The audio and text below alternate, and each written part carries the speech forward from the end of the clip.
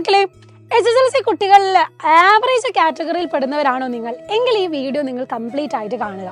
വേറൊന്നും കൊണ്ടല്ല, നമുക്കറിയാം നമുക്ക് പലപ്പോഴും നമ്മൾ പഠിക്കാനിരുന്നാലും ഈ ഒരു ലെവലിൽ നമ്മൾ ശ്രമിച്ചാലും, അതായത് 8ലും 9ലും ഇല്ലാത്തൊരു ശ്രമം നമ്മൾ 10ാം ക്ലാസ്സിൽ കയറുമ്പോഴായിരിക്കും ഒന്ന് ശ്രമിച്ചു തുടങ്ങുന്നത്.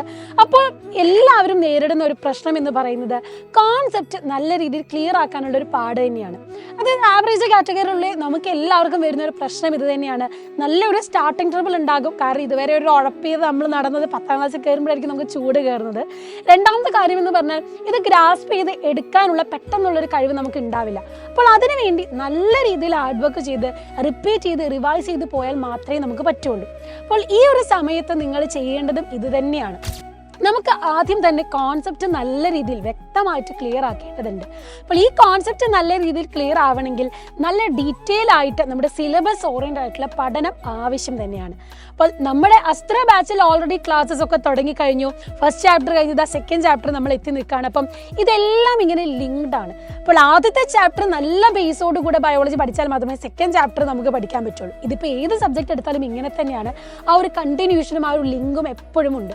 അപ്പോൾ നമ്മുടെ ഈ ഒരു ബാച്ചിൽ തന്നെ നമുക്കറിയാം, ഒരു സബ്ജക്റ്റ് നമ്മൾ രീതിയിൽ ഡീറ്റെയിൽ ആയിട്ട് കോൺസെപ്റ്റ് അറിഞ്ഞ് പഠിക്കുന്നു, അതിനുശേഷം എന്ത് റിവൈസ് ചെയ്യുന്നു, റിപ്പീറ്റ് ചെയ്യുന്നു, പിന്നെ അടുത്ത ചാപ്റ്ററിലേക്ക് പോകുന്നതിന് മുന്നേ ഒരു യൂണിറ്റ് ടെസ്റ്റ് ഒക്കെ കിട്ടുമ്പം തറോ ആയിട്ടാണ് നമ്മളിത് കംപ്ലീറ്റ് ചെയ്ത് പോകുന്നത്.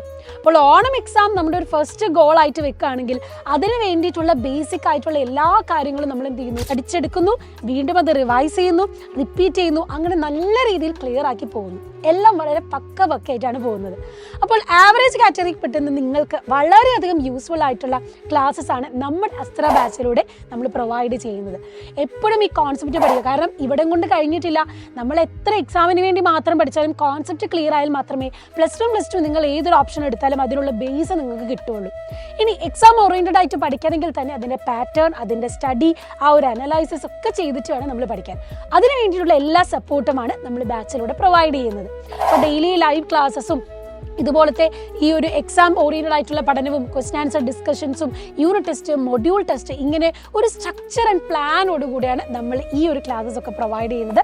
സോ ഈ അവസരം മിസ്സാക്കാതിരിക്കാൻ നിങ്ങൾ എത്രയും പെട്ടെന്ന് തന്നെ ജോയിൻ ചെയ്യും. ഇനിയും അവസരം വൈകിട്ടില്ല. കാരണം ഇനിയും എത്രത്തോളം നമ്മൾ വൈകിപ്പിക്കുന്നോ അതിനനുസരിച്ച് നിങ്ങൾക്കൊരു ബേർഡൻ കൂടുകയാണ് ചെയ്യുക. അപ്പോൾ അവസരം മിസ്സാക്കാതിരിക്കാൻ എത്രയും പെട്ടെന്ന് സ്കൂളിലൊക്കെ സ്റ്റാർട്ട് ചെയ്തു ക്ലാസ്സസ്. അപ്പോൾ എത്രയും പെട്ടെന്ന് തന്നെ നമ്മുടെ ബാച്ചിലേക്ക് ജോയിൻ ചെയ്തു നല്ല രീതിയിൽ ഹാർഡ് വർക്ക് ചെയ്ത് പഠിക്കുക. നിങ്ങൾക്ക് വേണ്ടിയിട്ടുള്ള എല്ലാ സപ്പോർട്ടും നമ്മൾ സൈലം ടീം നിങ്ങൾക്ക് പ്രൊവൈഡ് ചെയ്യുന്നതാണ്. സോ ചാൻസ് മിസ്സാക്കാതെ നല്ല രീതിയിൽ ഹാർഡ് വർക്ക് ചെയ്യൂ. All the very best.